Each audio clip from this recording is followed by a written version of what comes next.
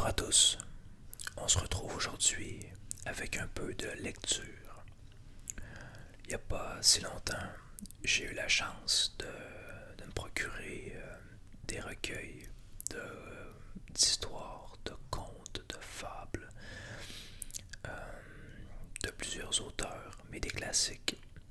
Et tout ça sous la même collection, puis je suis vraiment content de les avoir.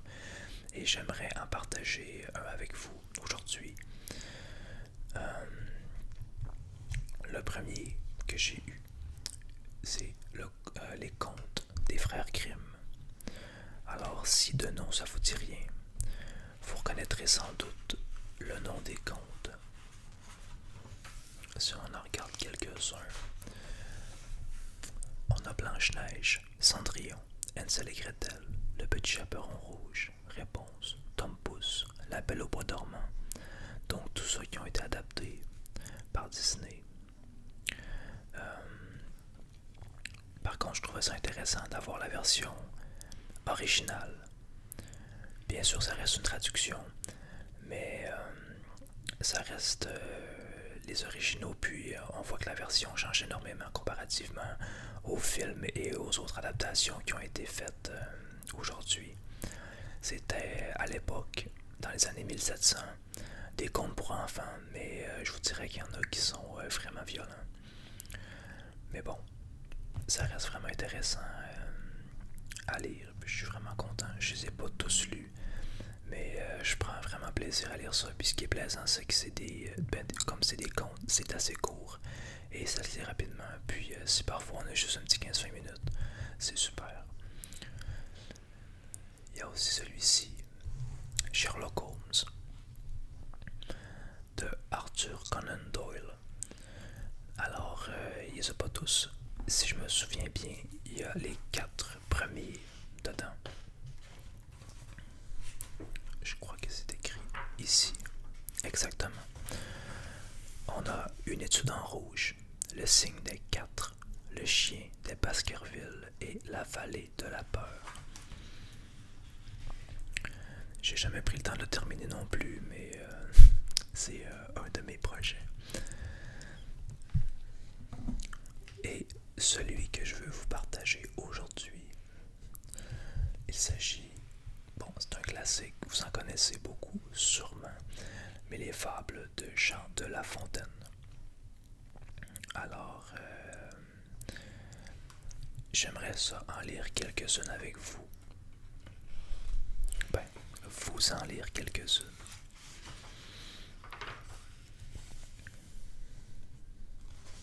Les fables de Jean de La Fontaine. Alors, si j'ai bien compris, il y a beaucoup de livres que fait Jean de La Fontaine. Beaucoup de recueils, de fables. Si on va jusqu'à la fin, une douzaine de livres contenant des fables. Ce qui nous fait énormément de fables, considérant que dans ce livre-là, on a environ un petit peu plus de 500 pages.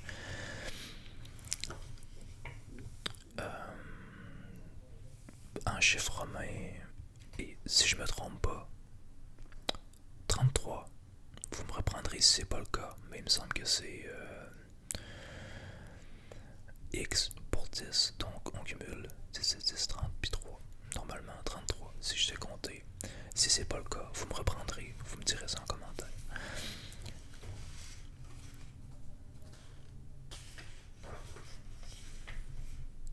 Ah non, je me suis trompé. 33. Ouais, 33 fables, mais seulement dans son 12e livre. Alors il faudra les compter une par une. Malheureusement, on fera pas ça parce qu'il y en a beaucoup trop. Avec beaucoup plus que 33 finalement. Je me disais aussi que ça marchait pas et qu'il y en avait vraiment trop. Bref, il y en a pas mal. Vous connaissez sûrement, au moins de nom, la cigale et la fourmi, le corbeau et le renard. Peut-être pas celle-là, la grenouille qui veut se faire aussi grosse que le bœuf, les deux mulets, le loup et le chien. moi, quand j'ai lu ça, en fait, je pensais que j'en connaissais plus, mais apparemment non, je connaissais les trois premières, puis les autres, pas vraiment. Ah, le chêne et le roseau, celle-là, je la connaissais aussi, le renard et la cigogne. Ouais. Je tiens à m'excuser, parce que, bon, je le dis à chacune de mes vidéos, mais il y a des voitures qui passent sans cesse. Il n'y a rien à faire, j'ai tout essayé. J'ai recommencé cette vidéo-là à plusieurs reprises, mais je pense que c'est peine perdue. Je me dis que dans un mois, je déménage, puis ça va vraiment être plus tranquille. On est sur une intersection vraiment passante, puis il n'y a rien à faire. Il faudrait que je tourne à 4 heures du matin, puis même là, je pense qu'il y aurait des voitures pareilles qui passeraient tout le temps. Fait que il n'y a rien à faire. Puis pour l'instant, il faut les endurer, mais je suis désolé, j'espère vraiment que ça nuira pas à cette vidéo, puis surtout à votre relaxation. On va commencer avec le premier de ces livres. Oh, on est allé un petit peu trop loin.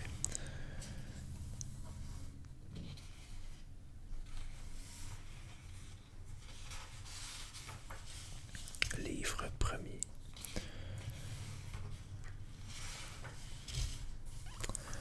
La cigale et la fourmi.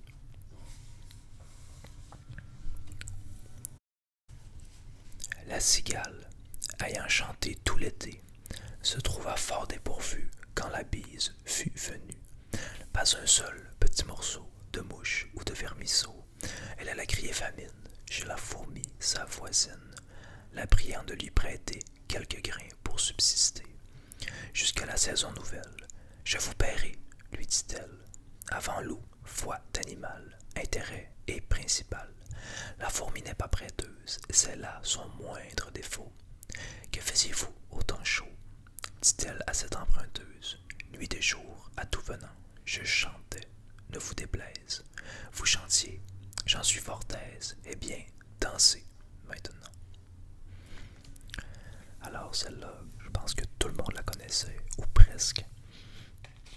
Moi, je l'ai entendue quelques fois dans ma vie. Le corbeau et le renard aussi. Maître Corbeau, sur un arbre perché, tenait dans son bec un fromage. Maître Renard, par l'odeur alléchée, lui tint à peu près ce langage. Que vous êtes joli, que vous me semblez beau. Sans mentir, si votre ramage se rapporte à votre plumage, vous êtes le phénix des hôtes de ces bois. À ces mots, le corbeau ne se sent pas de joie. Et pour montrer sa belle voix, il ouvre un large bec et laisse tomber sa proie. Le renard s'en saisit et dit « Mon bon monsieur, apprenez que tout flatteur vit aux dépens de celui qui l'écoute. Cette leçon vaut bien un fromage, sans doute. » Le corbeau, honteux et confus, jura, mais un peu plus tard, qu'on ne l'y prendrait plus. Alors celle-ci aussi, je l'ai entendue quelques fois, sûrement que vous aussi. Là, peut-être qu'on rentre dans les fables qu'on a moins entendues, c'est-à-dire tout le reste du recueil. La troisième fable, la grenouille qui veut se faire aussi grosse que le bœuf. Une grenouille vit un bœuf qui lui sembla de belle taille. Elle, qui n'était pas grosse, en tout comme un œuf. Envieuse, s'étend et s'enfle et se travaille pour égaler l'animal en grosseur, disant « Regardez bien, ma sœur, est-ce assez? Dites-moi, n'y suis-je point encore? Nenni, mais voici donc, point du tout. Mais voilà, vous n'en approchez point. » La chétive pécore s'enfla si bien qu'elle creva. Le monde est plein de gens qui ne sont pas plus sages.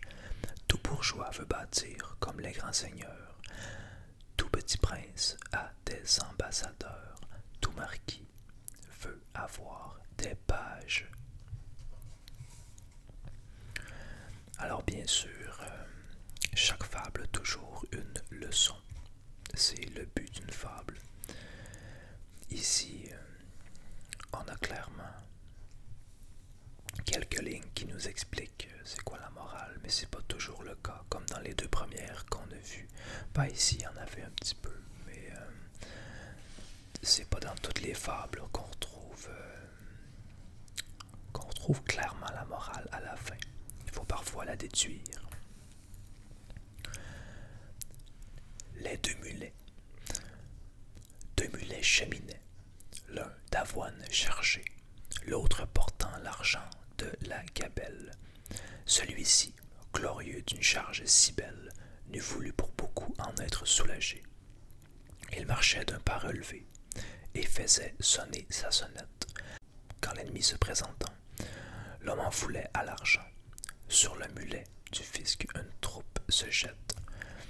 Le saisit au frein et l'arrête. Le mulet, en se défendant, se sent percé de coups. Il gémit, il soupire. Est-ce donc là, dit-il, ce qu'on m'avait promis? Ce mulet qui me suit du danger se retire. Et moi j'y tombe et je péris. Ami, lui dit son camarade, il n'est pas toujours bon d'avoir un haut emploi. Si tu n'avais servi qu'un meunier comme moi, tu ne serais pas si malade. Comme quoi, il faut parfois... C'est pas parce qu'on vise toujours très haut qu'on va finir plus heureux. Une leçon de vie que je trouve très belle à retenir. Le loup et le chien. Fable 5. Un loup n'avait que les os et la peau, tant les chiens faisaient bonne garde. Ce loup rencontre un dogue aussi puissant que beau. Gras, poli, qui s'était fourvoyé par mégarde, l'attaquer, le mettre en quartier, sire loup l'eût fait volontiers, mais il fallait livrer bataille, et le matin était de taille. À se défendre hardiment, le loup donc l'aborde humblement, entre en propos, et lui fait compliment. Sur son embonpoint qu'il admire, il ne tiendra qu'à vous, beau sire, d'être aussi gras que moi, lui repartit le chien. Quittez les bois, vous ferez bien, vos pareils y sont misérables, cancre, air et pauvre diable, dont la condition est de mourir de faim. Car quoi? Rien assuré, point de franche lipée, tout à la pointe de l'épée. Suivez-moi, vous aurez un bien meilleur destin. Le loup reprit. Que me faut-il faire? Presque rien, dit le chien. Donnez la chasse aux gens, portant bâton et mendiant. Flattez ceux du logis, à son maître complaire, moyennant quoi votre salaire sera force relief de toutes les façons. Os de poulet, os de pigeon, sans parler de maintes caresses, le loup déjà se forge une félicité qui le fait pleurer de tendresse. Chemin faisant, il vit le col du chien pelé. Qu'est-ce là? Lui dit-il. Rien. Quoi? Rien. Peu de choses. Mais encore, le collier dont je suis attaché. De ce que vous voyez est peut-être la cause. Attaché, dit le loup. Vous ne courez donc pas où vous voulez. Pas toujours, mais qu'importe. Il importe si bien que de tous vos repas, je ne veux en aucune sorte, et ne voudrais pas même à ce prix un trésor. Cela dit, maître loup s'enfuit et court encore. Alors, le loup, qui préférait beaucoup la liberté, a une bonne condition de vie.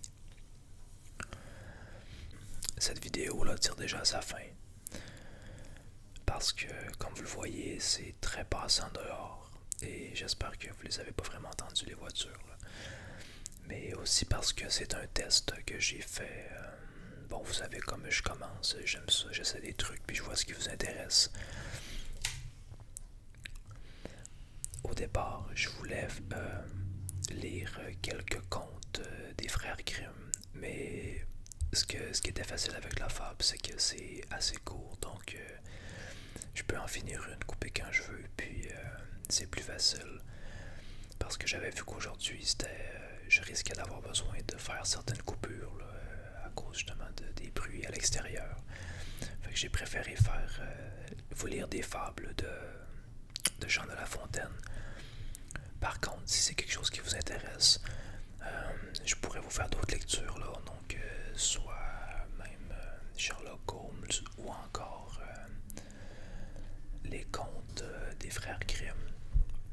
m'intéresse beaucoup, mais je sais pas vous ce que vous en dites. Alors, j'attendrai vos retours. C'était une petite vidéo un peu improvisée, là.